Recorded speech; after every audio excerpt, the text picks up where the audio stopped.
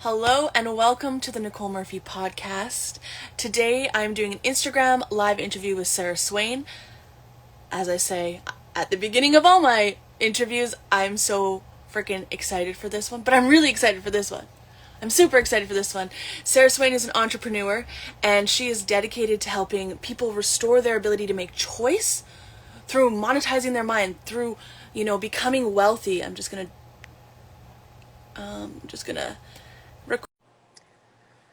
She's been speaking out about all the craziness happening.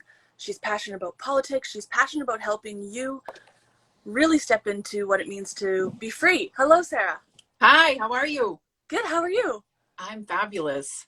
I'm so, as I was saying to you earlier, but I wanted to let everybody know, your About Me page is hilarious. I'm going to take some tips from it. I was like, there's like a 20 questions at the end kind of vibe where she Yep. just lays out, her personality, some of her beliefs, and I was laughing and I'm so happy that I read that. Yeah, I figure I may as well just put it all out there because we're in such a judgmental world right now. I'm just saving people some time is the way I look at it to figure out if they want to stick around or not. So just have a look at my about page on my website, and it's like having a first date and figuring out if we're going to go on a second one or not. Well, I'm glad to say that I was very much interested in the second date that we're having right now. Perfect. Okay, so why don't we give people a little rundown of your story of how you left, working a corporate job, 9 to 5 type job, and what that process really was for you. Yeah, gosh, it feels like it's like decades ago, but I think it's only been about 5 years now.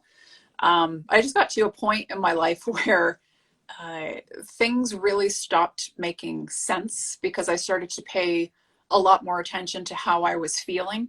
And it wasn't aligned with what I was told or raised to believe my life, specifically my professional life, was supposed to be experienced. So I started asking myself questions of like, why are we working 40 hours a week? Why are we working 8 hours a day? Why do I, as an adult, have to ask for permission to take time off? Why am I not trusted to be able to manage my schedule accordingly? And I'm someone who was in upper management in a corporation, a Canadian pharmacy chain. Oh, the irony of that whole story. But anyway, I just got to a point where I didn't feel successful, even though everything around me suggested that I was. So there was a major, major disconnect in my life. And once I realized I had redefined my definition of what success meant to me, and it had absolutely nothing to do with everything that I was taught success meant. And things like if I could get to the end of my life and say that I lived life on my terms, if I lived life with more joy, if I lived life with more time, if I lived life with more freedom, if I lived life with more laughter, then I could say I lived a successful life. It really had little, if nothing to do, nothing at all to do with my career status or my job title or my salary or my company car or my paid vacation or my promotions and my awards. Like none of those things made that list of what I was asking myself, what would actually make me feel successful. So it really kind of spun me into a bit of an existential crisis because I realized that I was living my life backwards. And I was in my early 30s, and it felt like what I imagined a midlife crisis would feel like, where all of a sudden I was questioning everything, wondering how I ended up here, wondering why I was burning up so much time on things that weren't actually conducive to how I wanted my life to feel. And gosh, didn't last much long after that realization in my corporate job. The pain of staying in a career path that was so unaligned with me grew greater than the fear of just trusting myself to figure something else out. So it's like the scale had to tip, and I had to be more afraid of staying the same and continuing on this path than I was afraid of just being like, all right, I have no idea what's next for me. I'm just going to trust myself to figure this out. And I ultimately left after about a 4 week leave of absence, where I got in touch with myself again and realized that there was absolutely no way that my heart and soul could return to knowing that I'm not where I'm supposed to be. And I left and nearly gave my husband a heart attack in the process, but he's good. He's still here. But it was a very scary time for him too, because like, what do you mean you're not going to go back to work? What do you mean? I'm like, I'm just going to trust myself to do something. He's like, what though? I'm like, I don't know. I have an idea and I'm going to run with it. So it's been about 5 years, haven't looked back. And every day I'm so, so grateful that I had the courage to take that leap and ultimately really fully understand what it means to trust myself, as opposed to having a full sense of security when my future and the trust for my future and my safety and security is placed in someone else's hands. So that's how I got here. I love that. You know, it's interesting because I think on your website you said that transition was happening for you in about 2017.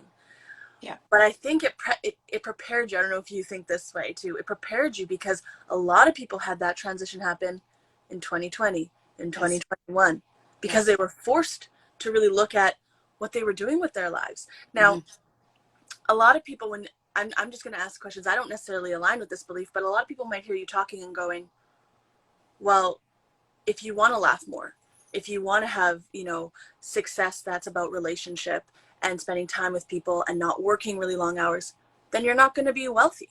Mm-hmm. Yes. So what are your thoughts on that?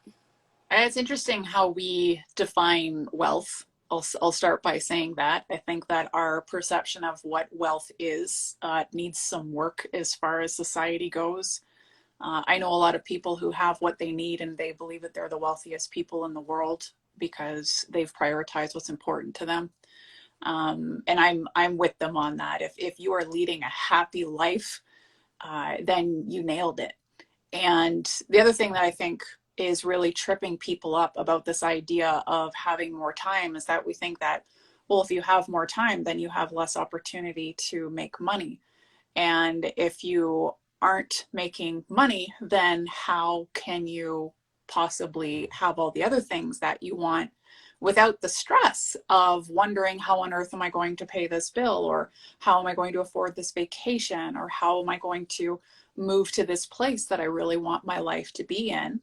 And this kind of bleeds into a whole conversation about our perception, and this is to no fault of any of us, because this is just what we were taught about money and how to earn it and how to go about building a livelihood for ourselves. And the traditional model of this is that we trade our time in exchange for money.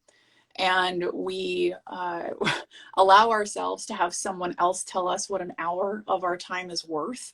And I really think about this, and I people sometimes ask me, like, you know, if your businesses don't work out, could you ever go back to the traditional workforce? And the answer is absolutely hell no. There's no way. I will always figure something out if I need to. Because the idea of placing my security in someone else's hands is a treacherous thought for me. But this idea that we have to give part of our life, if we think about it this way, we give part of our life in order to have someone else pay us money. And this is what we think we have to do. And some people do that, and an hour of their time they are told is worth $12 an hour or $15 an hour. Another person might be worth $150 an hour, $600 an hour. And not enough people are having the conversation about the fact that money is abundant and time is not. We're playing it the opposite way. We've been taught to play it the opposite way, where we spend our time in hopes that we're going to earn enough money to be able to have the life that we want, this carrot kind of dangled in front of us. And we chase it until this idea of retirement, or we chase it until Friday when we can have the fun time in our life, or whenever a person's weekend is, when their time is off. And the reality is, how many people actually get to that point in their life where they're actually then able to reap the rewards of a 20, 30, 40, 50-year career? And it's really devastating to think about how many people are living right now that are having their dreams and their joy and the laughter and the freedom and all those things I talked about earlier almost put on hold until they have time back in their life, because then they can stop trading their time for money. So the next question I always get asked is, well, how the hell is you supposed to earn money if you're not trading your time? And just like you said, I truly believe that my big leap out of the corporate world prepared me for this craziness that we are living amongst right now. Freedom was big for me when I left my job. I wanted the ability to do what I want. I wanted the ability to have time back on my side, to have full control over my schedule, to create a life that's conducive for me. And knowing how many people got so squeezed over the last couple of years, and felt helpless based on the positions that they were in. They were manipulated because money was the pain point of, I don't have a choice, I have to stay here. Or I don't have a choice, I have to live here. And the amount of times I saw people saying, I don't have a choice, it just, I don't know, it woke something like next level up inside of me, and made me recognize that I had to play a bigger role in helping people restore choice in their lives by helping them understand that there are an infinite number of ways that people can, and I don't use the word earn money, create money, because money is something that can be created. Money is abundant. Time is finite.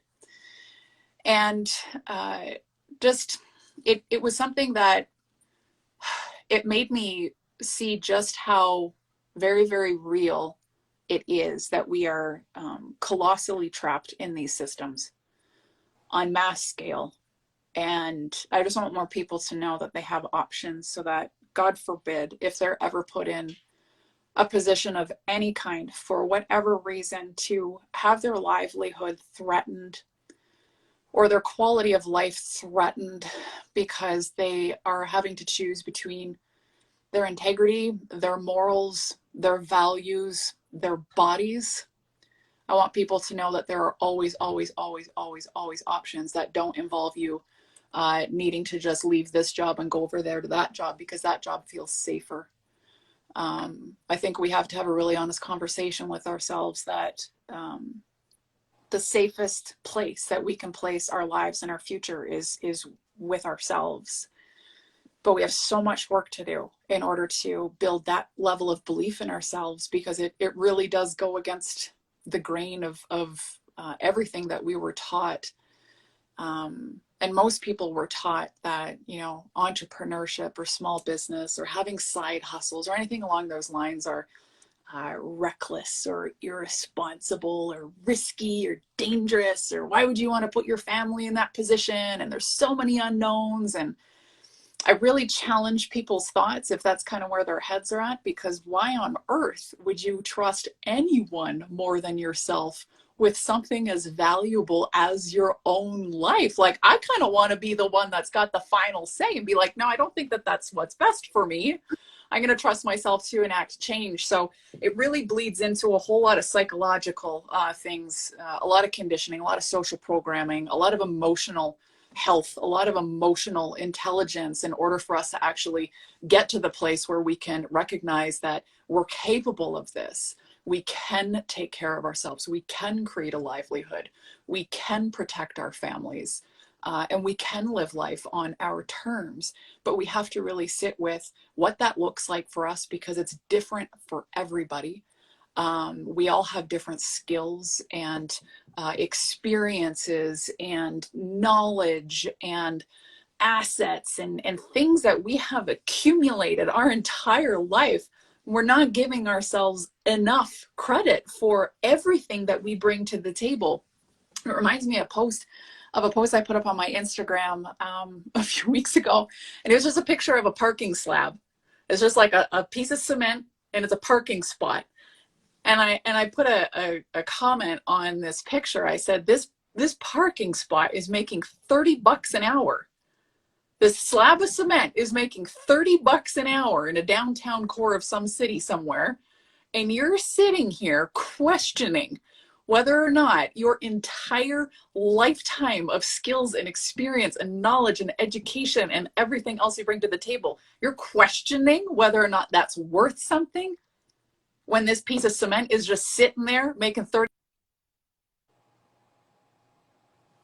Challenge people to really sit with what their perception of value actually is, and start laying the groundwork for recognizing that you have something to bring into this world. It might be different, it might be unorthodox, but if more people start to think about things in this way, this is exactly how we turn this tide.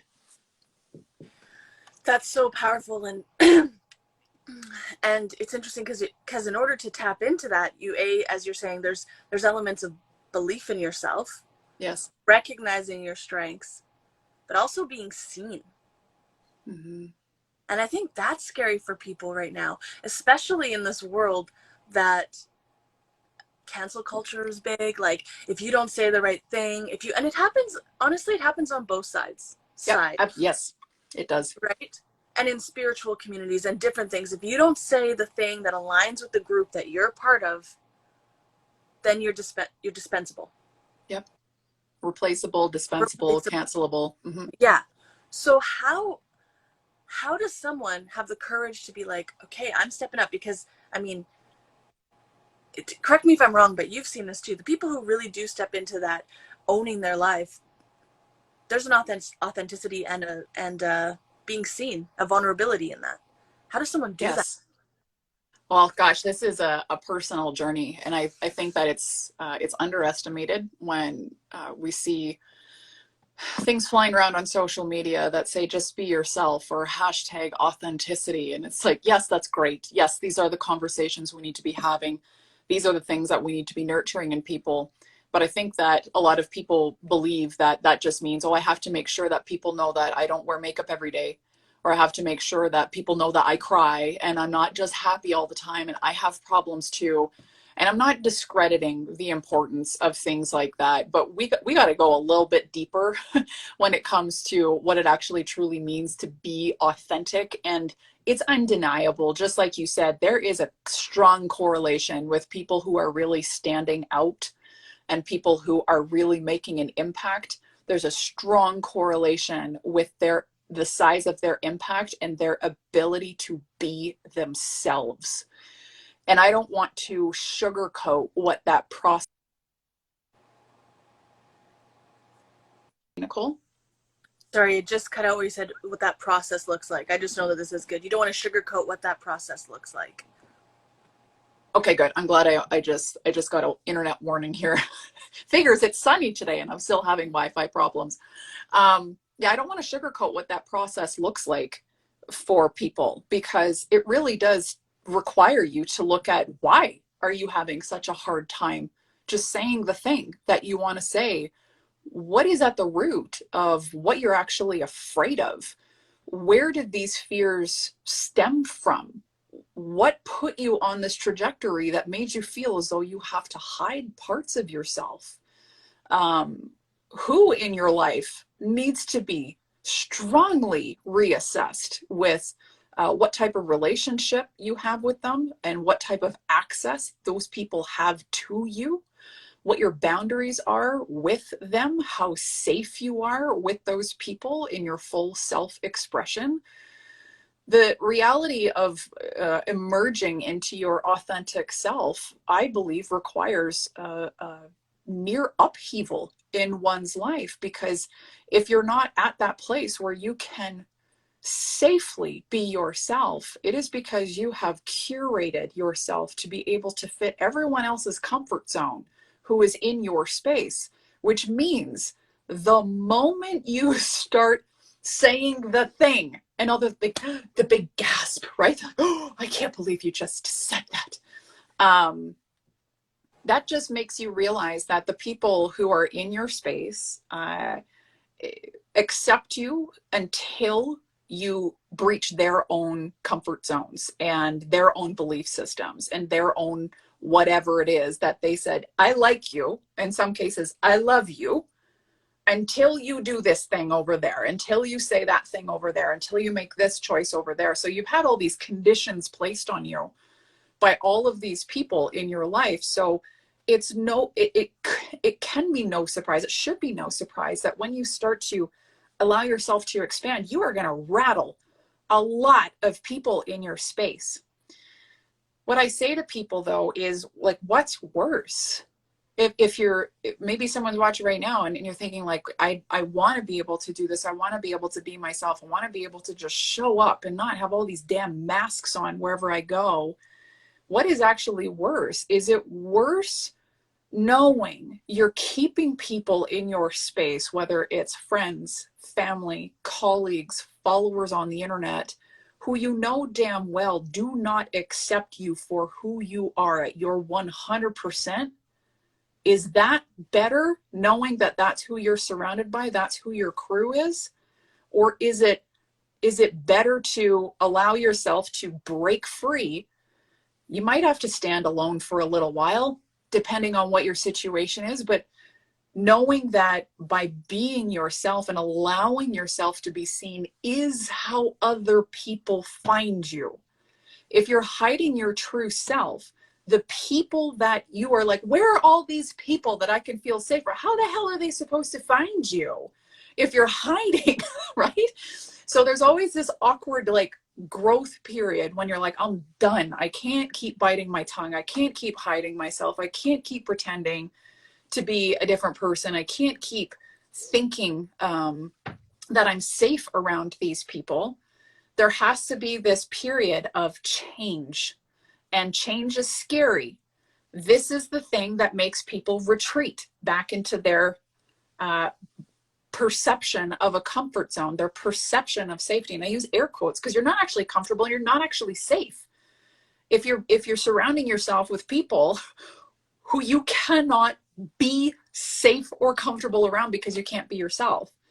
But this is what happens. People will be like, this is me, and this is what my belief systems are, and this is how I feel about things, and this is my views on this, and this is what I'm excited about, and this is what I'm done with. And you start shouting everything from the rooftops, and you get like bang, bang, bang, and you just get sideswiped, right? Like people in your friend circle over wine night, they're like, you're crazy, you need help. And all of a sudden it's like, oof.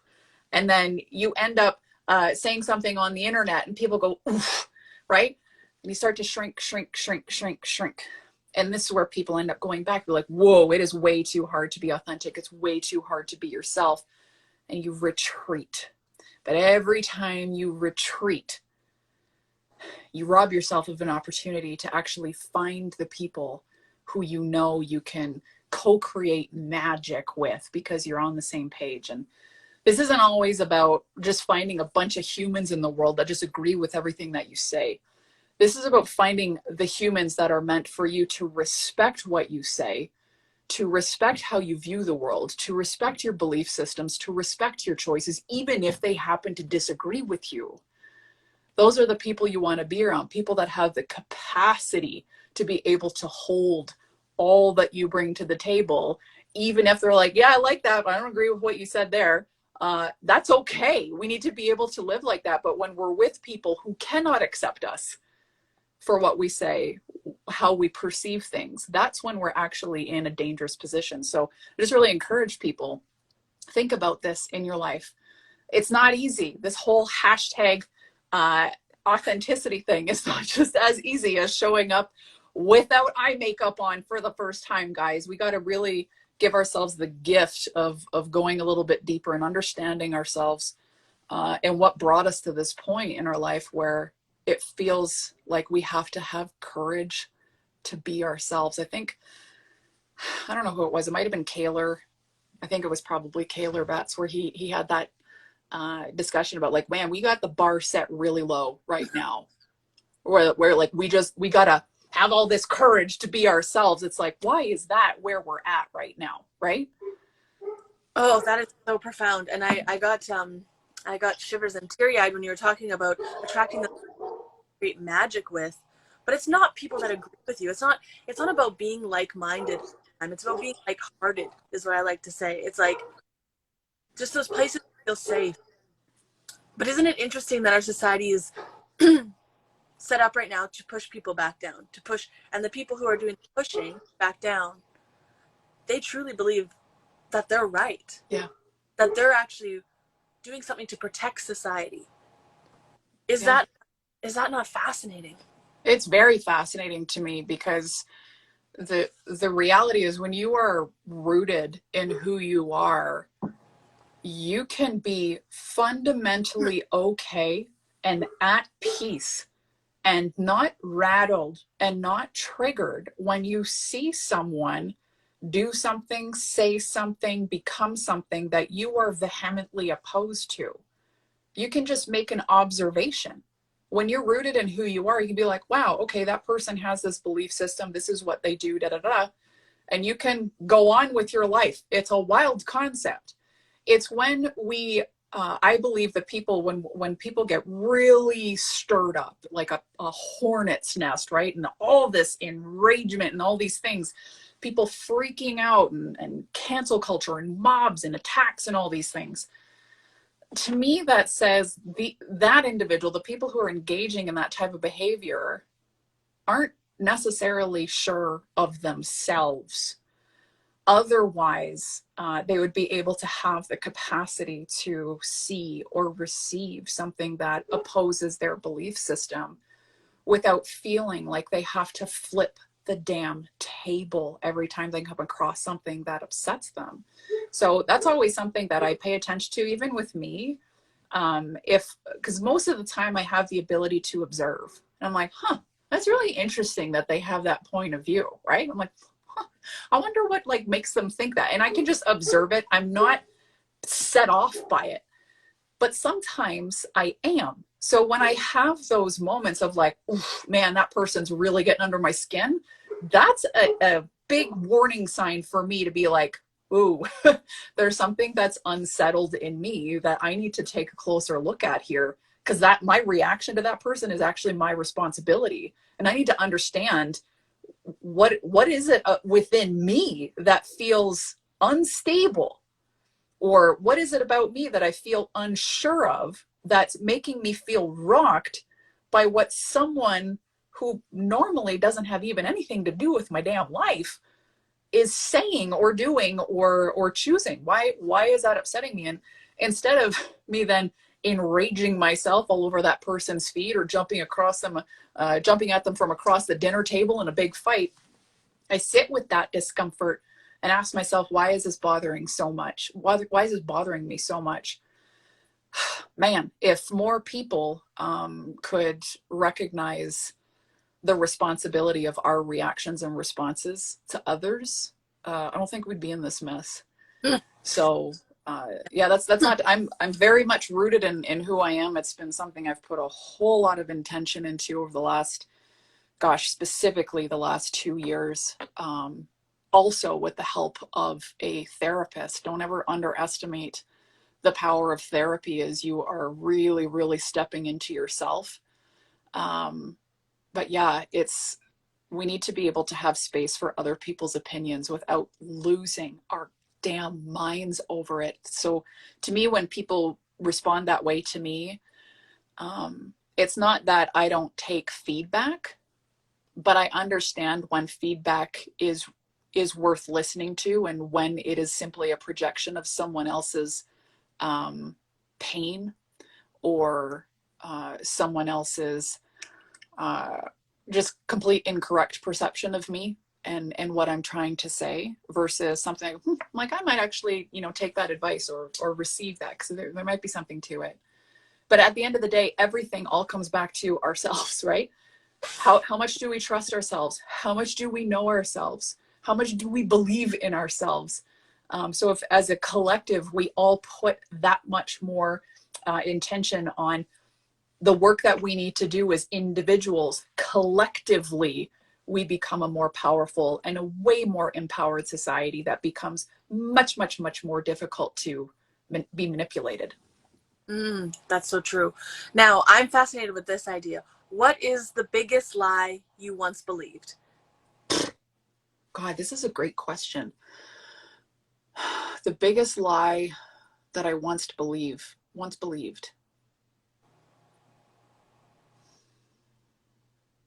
this is so tough to answer because it feels like in the last 2 years, just about everything that I believed prior to these times has been uncovered as a lie. For me, I think it's the workforce. I think it's our political system.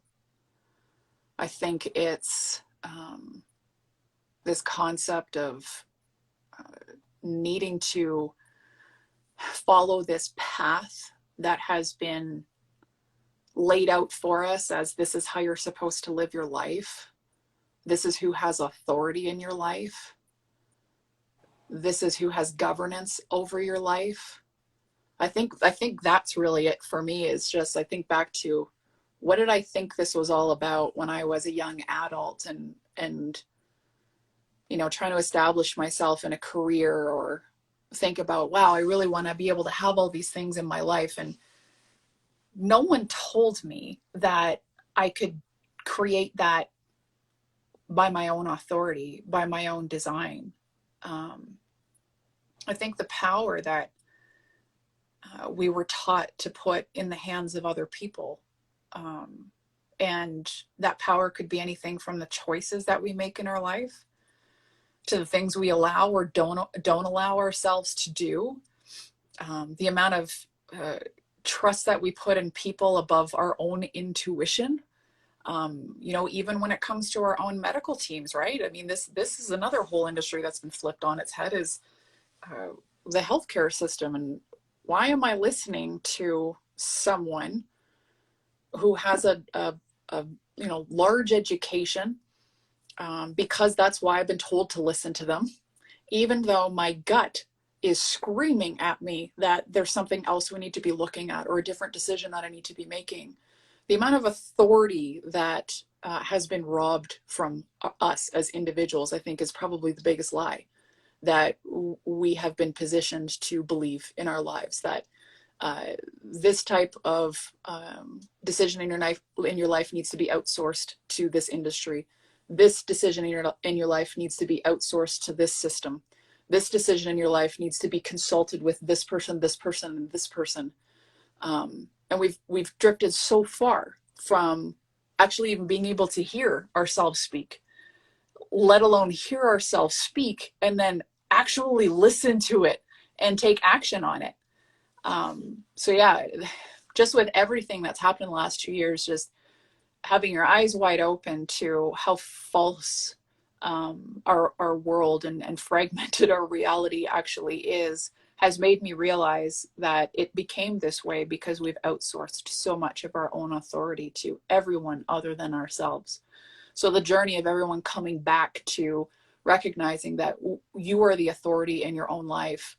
You are the designer of your own life. You can create your own life. You're the only person in the world that has full control over your own future. Those are all the lies that we're busting right now to bring people back to themselves. Because if we truly, fully, fundamentally understood that as a collective, this wouldn't have happened.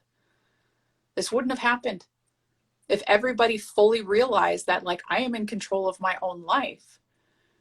We wouldn't have sat back for the last 2 to 3 years waiting for the authorities to tell us how to be safe and how to keep care of our families.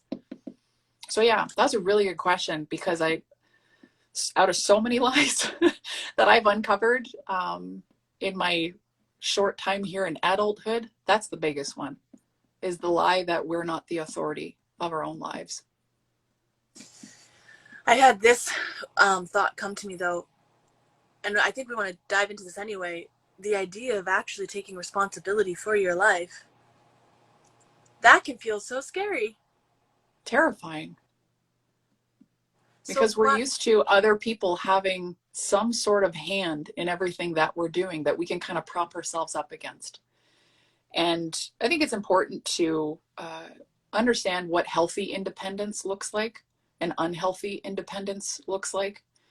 Healthy independence, to me, looks like knowing damn well you can take care of yourself, but also knowing when it's time to ask for help. knowing when it's time to bring your community in, to lean on those really important people in your life. Unhealthy independence is when we're like, this is my life, don't come near me, don't tread on me, and we push everyone away because I can do this myself, I don't need anyone. And you can just feel the difference in the energy with that. But healthy independence has to be the goal for all of us right now in order to become as unmanipulatable as humanly possible. And you're right, it is scary because we're so used to being able to fall back onto something that will take care of us, whether that is family, whether it's a spouse, whether it's a job, whether it is the healthcare system, whether it is the education system. We are spoiled in that regard, where there's just about something for absolutely every area of our life that we can kind of take our hands off and say, all right, I don't need to worry about this too much because this is going to take care of this for me over there, and this is going to take care of this for me over here. The fear of actually being fully responsible for your life can be a big, this is a reality check of what it actually means to be free. And freedom is obviously all the rage these days, and rightfully so. Probably one of the most used words in the last 2 to 3 years, even though it's found itself synonymous with a lot of other not so nice words. The reality of freedom is that we got to look after ourselves. And I remember in 2021 specifically, when I was really going through the thick of it, really wrapping my head around what on earth was happening, coming to terms with my fragmented perception of reality in our world. I took an inventory of where I was dependent in every aspect of my life. And it was very, very telling, as someone who has valued the concept of freedom as much as I have. It was very, very telling to recognize that, we were raised into a world where largely, for the most part, we can be taken care of. And there are many, many things that we just grow up relying on being there, like a grocery store, right? Like these are things where it's like, that's just how it is. Like if we need to have food, then we go to a grocery store, we go to a food bank. And what if all of a sudden those things weren't there? Do I have the means to be able to provide those things for myself, whether it's through my own doing or through my community? Can I actually sustain myself in that regard? So just looking at every area of my life of where am I actually vulnerable right now? If someone were to come in and threaten me with something or a part of my life, where are my weak points that they may actually be able to manipulate me? And that was a bit of an eye-opener exercise for me to be like, okay, still got some work to do here. But just recognizing that the actual responsibility of freedom isn't scary, it's empowering.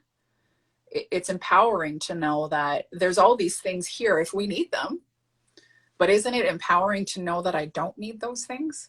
Isn't it empowering to know that I'm actually the one that's in charge of my life? I'm the one that's taking ownership of this. I'm the one that gets to make the final decision, and I get to say what happens.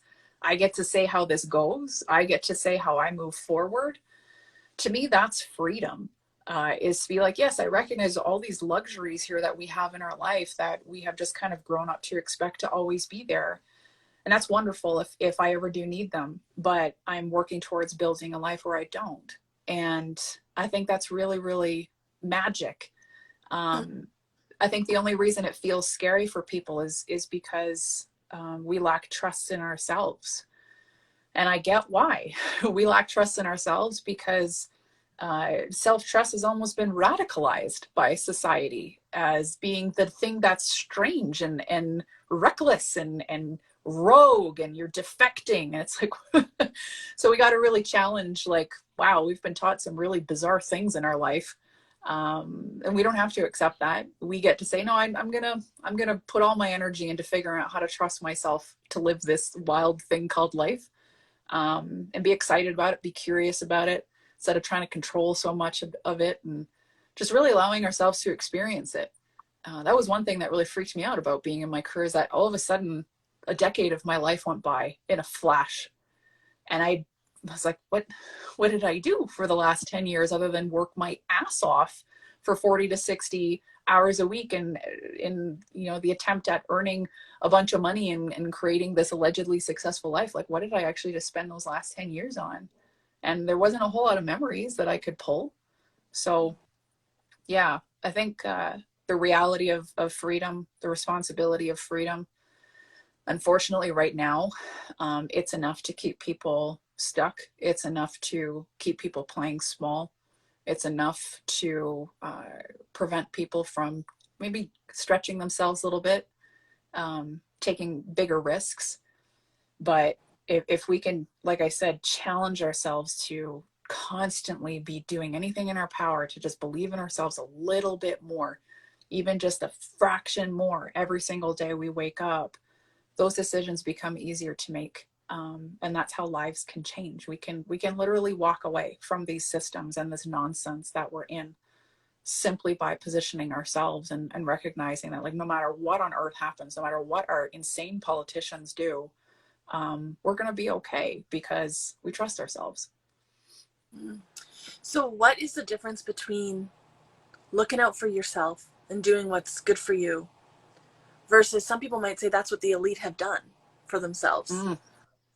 This is really interesting because I think that there's this kind of goes back to the money conversation of, if you have a bunch of money, if you only prioritize yourself, then you're going to end up just like these heinous humans who have their hands in just about every pot in our world right now and have way more power to pull strings than the average human does. If we allow ourselves to cater to that idea of, if I prioritize my life, if I make my choices a priority, if I allow myself to welcome an abundance of money into my life, then I'm no different from them. And if we allow that thought to be entertained, then what we're going to effectively do, whether we're conscious of it or not, is push away every opportunity that allows us to establish that type of freedom, because we don't want to associate ourselves with those kind of people. And I do a lot of work on this specifically with my clients, because there's a lot of really unhealthy money stories out there of money makes people bad, or money is the root of all evil. And if we actually hold those beliefs, and we think that if we're going to be independent and we're going to have success and we're going to have as much money as we want, then I'm going to turn into these people who do bad things. You're always actually going to push away everything that could bring those opportunities into your life. I believe that money only will ever bring out the person that already exists within a person. So if you've already got some darkness in you, and some not so good agendas, not so good intentions, and you come into a lot of money, those qualities about you are going to be amplified without a doubt. But the same is true for the opposite. If you have a big heart, if you want to make impact, if you want to help people, if you want to change your community, and you come into a lot of money, all of those things are going to be amplified too. So we have to be really careful if we kind of go down that path of, oh, I don't want to be like the elites, or I don't want to be, considered as being, independent and having power and having control and autonomy and money. If we allow those thoughts to form in our head, we're always going to push ourselves in the opposite direction. And then we got to recognize that that's exactly what they want us to do. So the more that we really challenge the beliefs that we have around what it means to have money, what it means to have independence, what it means to have power and control and autonomy over our life and the experience that we have, we gotta really do a lot of rewiring and reprogramming in our mind about our views on those things. Otherwise, we end up dang stuck in the damn system that those people are pulling the strings for. So we really want to break free from that stuff. We got to let ourselves have access to the same level of ballsy abundance that those people do too. That's the only thing that separates us from them, guys, is they have no friction when it comes to abundance. They get it. They know that it's limitless. They know that it's accessible. They know that it can be created, and they just simply allow themselves to access it. We come up with all the excuses as to why we can't. And I just want to repeat what you said there. The more we have those beliefs, the more they get to stay in power. The more we Yes. get to, and here's where this comes in as well, though. The more we get to be in the victim mindset, too. The more we get to be a victim to these people. Yes. And I think that there's something really addictive to that, even when it's justified. Because if we look at the last couple of years, there's been victimization happening longer Yes. than that. Mass scale. Yes, mass scale, and way before this, obviously. But how does someone, first off, recognize that they're kind of getting off on that victimhood, but then actually shift it? That's a biggie. I think to recognize when you're in victim mode is to realize that your power is somewhere other than within yourself. And that can be a really hard pill to swallow, because sometimes victimhood, our minds trick us into thinking that this is the easy path forward, is to put the blame and the responsibility on someone other than me. And it's important to understand context here, because sometimes bad things happen to us.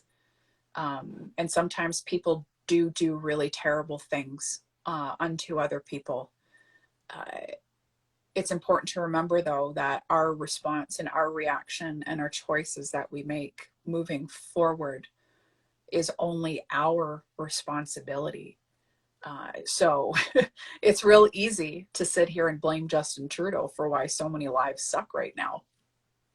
And it can be real satisfying to go on a tear about Justin Trudeau, right? It can be real satisfying to blame the media. It can be real satisfying to blame, family members or friends who have done us so terribly wrong over the last couple of years, and make them the reason why I'm angry and why I'm miserable and why I don't have the thing that I want in my life, or I don't have the quality of life that I want. It's real easy to blame our employer or our boss for not giving us options or for letting us go.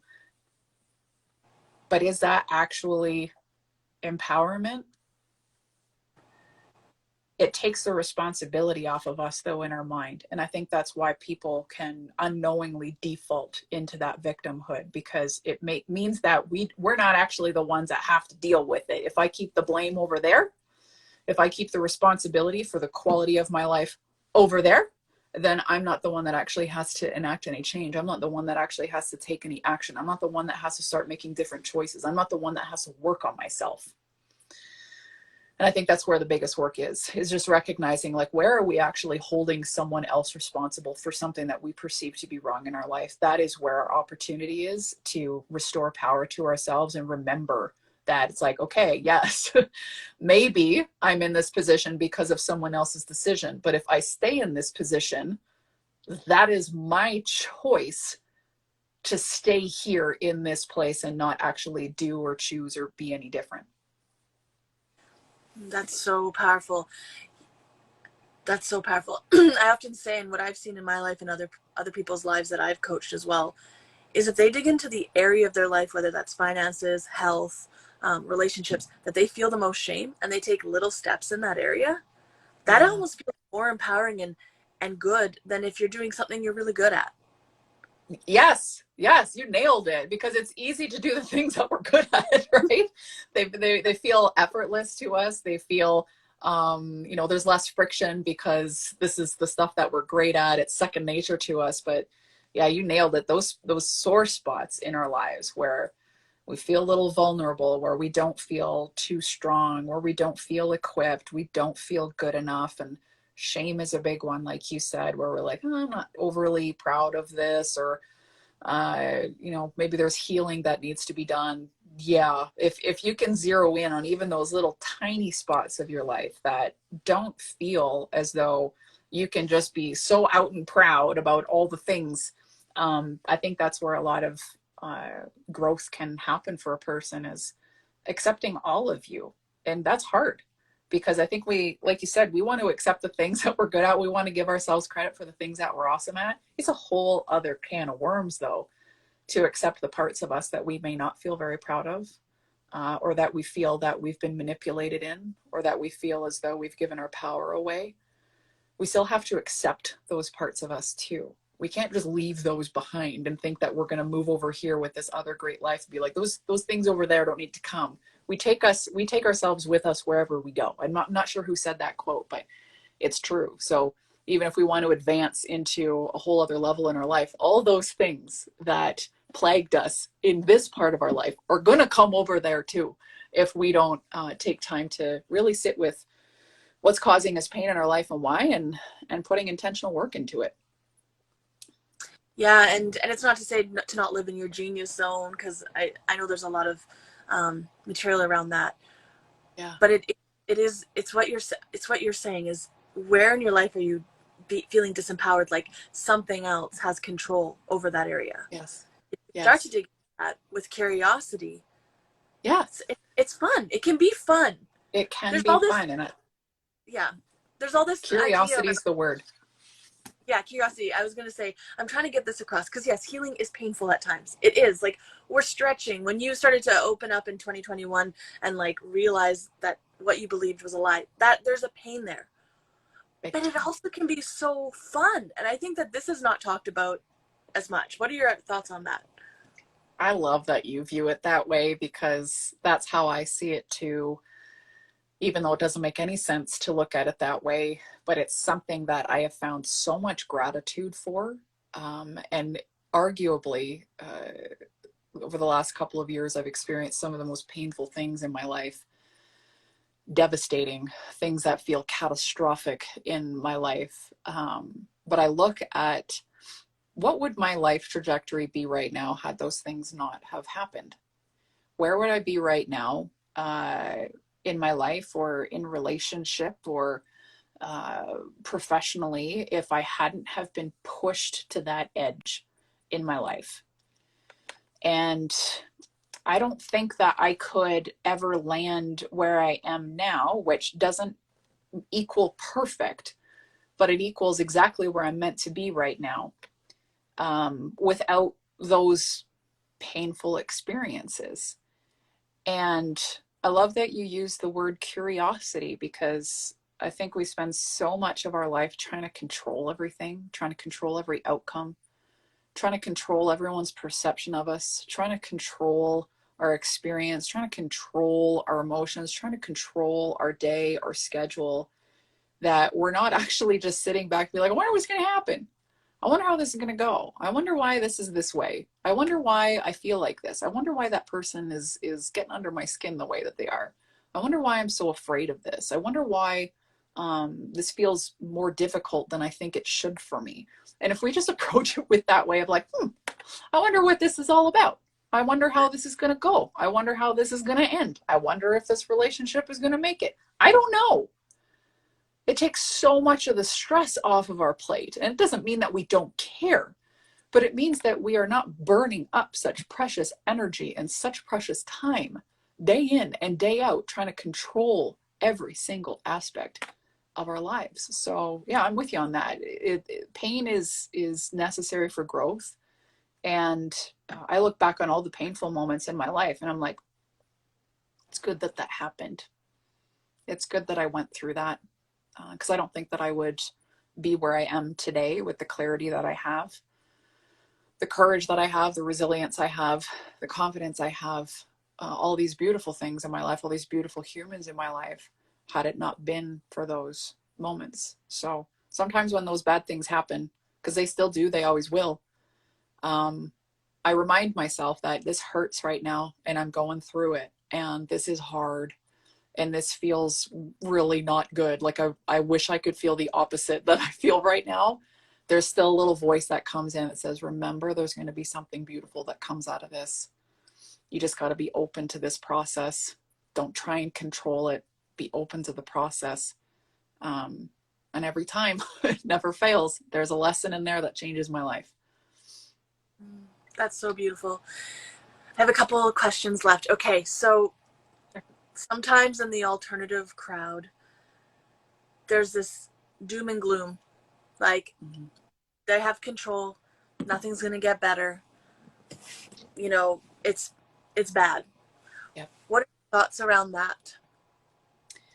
I don't think it's healthy at all. I don't think it's conducive to an individual or as a collective to sink ourselves so deeply in this hell that is upon our world that we fall into the trap of thinking that these asshats have any control or bearing over our lives unless we let them. And I think that's a really important part for people to remember, is that yes, this is happening. What is occurring right now is very, very real. And if we actually zoom out and realize the magnitude of it, it can feel absolutely terrifying. To understand the trajectory that this group of people are attempting to take the world in. And the only way that happens is if we let them. So yes, the situation is real. Yes, there's a small group of people that control a lot of what happens in our world. But they've been successful up until this point because we've been ignorant. We've been asleep. And bless the people who were awake long freaking before I ever was. And it didn't take a catastrophic, chaotic thing like 2020 to snap people out of it. They're always like, thanks for coming to the party, guys. We've been trying to tell you this for decades.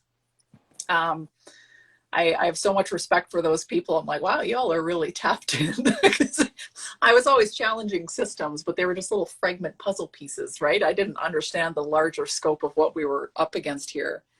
So I think it's really important. Energy is literally what makes our world do anything. It's energy impacts our lives. Energy impacts our relationships. Energy impacts what we want, what we don't want. So law of attraction is huge here. So if we're in doom and gloom mode 24/7, we can simply expect doom and gloom to stare us back in the face 24/7. So it does kind of take a special kind of skill that I think we all have to build upon to recognize. We're like, yes, this is bad. This is no bueno for what we would like our lives to be like. But how am I going to choose to operate anyway? What are the choices I'm going to make in my life today that remind me of my sovereignty, that root me in my sovereignty, that put me back in the driver's seat of my own life, regardless of what any of these elites and politicians do or don't do? And then live, for God's sake, right? I'm pained by knowing how many people are spending the majority of their lives right now on social media or in rabbit holes of trying to wrap their heads around the chaos of our world, and life is passing them by. And it's such an opportunity for us. Yes, acknowledge what's happening, but also remember that you get to choose to be in control of your future, and not get so sucked into it that you stop living. That's so profound. How do you know you're not the brainwashed one? This is a question I had to ask myself a lot over the last couple of years. Gosh, before the convoy, I had some moments where I'm like, did I drink the Kool-Aid? Like, am I okay? Like, did something happen where like maybe all my friends are right that I need help? Like, what is going on here?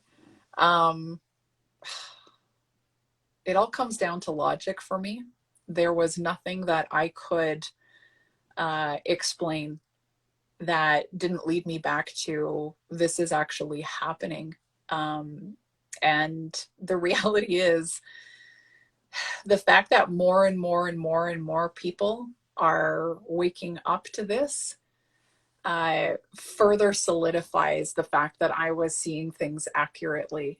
And as much as I have challenged myself to see things from the other side's point of view, there's nothing to back it up. There's nothing to back it up. So again, this is important because this doesn't mean that I disagree with that person or that I am going to push this person out of my life. It means that I've got compassion for them because all they're doing is regurgitating things that are actually not true because there is no factual information. There is no scientific information to be able to support their point of view.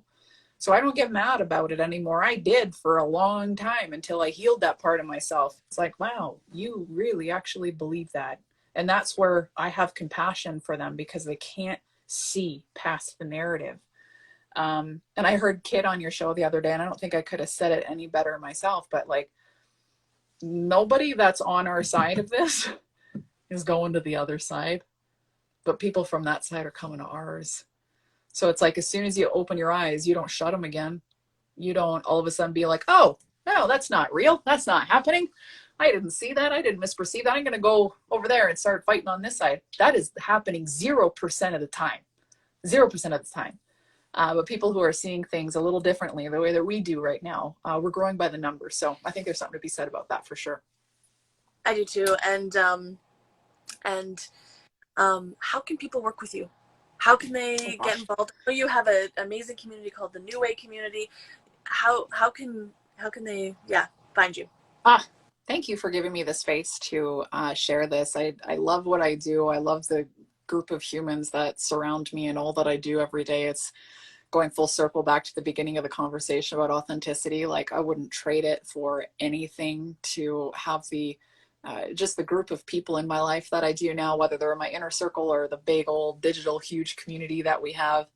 Amazing, amazing, but it would have never happened had I not allowed my true self to take the lead in my life and how I bring myself into these spaces. So best place to follow along is here on my Instagram. I am Sarah Swain, and yeah, we just introduced a new community. More so right now as a bit of a backup in case we lose one another on the internet, which happens a lot these days. So I do have a platform. You can just link it up right through my bio. Join the community. It's totally free. And then I have a couple other spaces that are more business related. So the Monetize Your Mind business community, where I help people be able to, like I was mentioning earlier on the call, consider really giving themselves credit for all they bring to the table and understanding how they can monetize those things to become less reliant on systems, to instate more choice back into their lives, and not be so reliant on supply chain. If you happen to be a part of a product-based business, we know that supply chain can even be questionable right now. So that's what I help people do, is really just help people understand how to leverage the concept of creating money to give themselves more freedom back in their lives. And I also do a lot of ranting about politics over at Trailblazer Politics. And that's been a space that has brought me so much joy over the last several months, because ranting about politics is usually something that not a lot of people in my life were really a fan of. And all of a sudden I found like 21,000 people that actually wanted to hear what I had to say about politics. So yeah, I've just, there's been so much change in my life, and shifting and pivoting and doing all sorts of things in my businesses. And I've landed on these really beautiful places that are super conducive to me and who I am and what's important to me, and the experience that I want to have in my own life. So if anyone needs support in either the world of business or politics, those are the big things that I'm bringing to the table right now. I love it. And what if somebody's listening and they, let's say, got the jab because they didn't want to lose their job, and the disempowerment that brought, and they know they're waking up, but they're not quite there to believe it? What advice would you give them? First of all, please be kind to yourself. There's so much shame and regret out there. It's heartbreaking. I get a lot of messages on a regular basis of people who are upset with themselves for the choice that they made, or regretful, and just please know that if that's the position you're in right now, that shame is not yours to carry.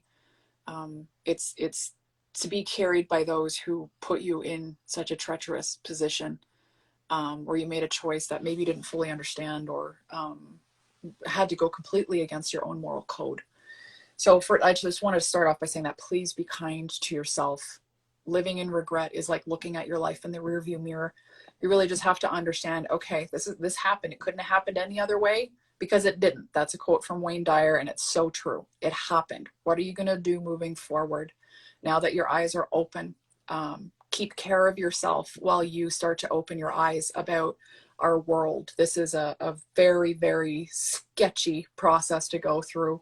I actually reached out for professional support as soon as I realized that I was like living in a house of mirrors. I was trying to figure out like what is real, what is true, who's lying to me, who can I actually trust. Oh my God, I don't know. It was like a very disturbing and disruptive process in my life. So if you're just kind of opening your eyes to this stuff now, make sure you have safety in the people that you are around. Make sure you have people that you can speak to, and make sure that you have mental and emotional support as you start to process all of these things. And then when it comes to moving forward, remember, like as I said throughout this entire call, you're the only person that's in control of your life. At any moment, you can make a choice to restore power back to yourself. At any moment, you can make a decision to put yourself on a different trajectory. At any moment, you can make a decision to start laying the groundwork for more sovereignty in your life. At any freaking moment, you can do these things. So just take a deep breath and realize that maybe you feel as though you're like 20 years away from being able to have a life that feels better for you. That's old way of thinking, guys. That's old way of thinking. You can enact change in your life almost immediately. But recognize this, it all comes down to how much you believe in you. So if that's the pain point, that's where the work has to be first before you figure out how to change all the other things in your life. If it's you that is questioning how much trust you actually have in yourself, then put your priority focus there. Be like, how do I build my trust?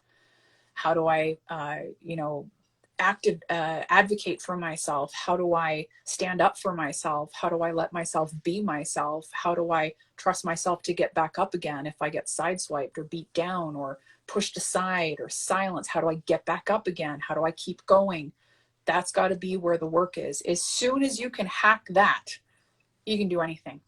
You can do anything immediately too. We don't have to wait 20 years to have dream businesses anymore, guys. That's like old school way of thinking. So change can happen quickly, but just recognize that it has to start with a decision from you first. Amazing. Thank you so much, Sarah. This conversation has me bubbling with empowerment. I'm so great. I'm so grateful that we got to have this conversation. Yeah, thank you for having me. It's been really great. Awesome. Okay, have a great day. Thanks, everyone. See you. Bye, everyone.